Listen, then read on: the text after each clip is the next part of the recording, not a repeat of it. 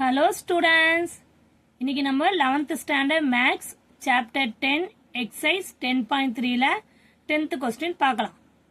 y equal to cos aq cos bracket of aq plus x cube னு இருக்கு. இப்போ இதை நம்ம x டிஃபரன்ஷியேட் பண்ணோம். ஏன்னா இங்க x தான் இருக்கு வேரியபிளா. இங்க y இருக்கு. அப்ப dy by dx தான் வரும். Differentiate with respect to x. Clear?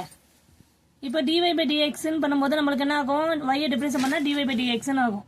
ஓகேவா? dy by dx டிஃபரன்ஷியேட் பண்ணும்போது நம்மளுக்கு என்ன ஆகும்?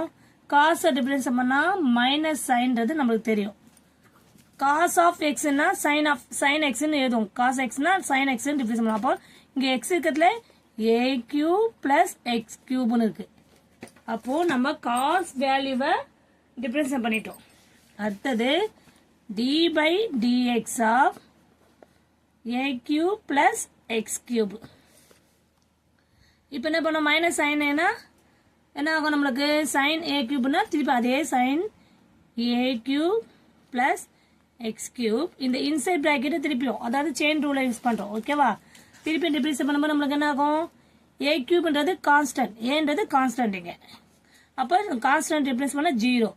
x cube டிஃபரன்ஸ் பண்ணும்போது x power n x power n minus 1 மாதிரி 3x பவர் 3 minus 1 ன்னு வரும். நெக்ஸ்ட் ஸ்டெப் என்ன பண்ணலாம்? Minus sine a cube plus x cube. இங்க என்ன வரும்? 3x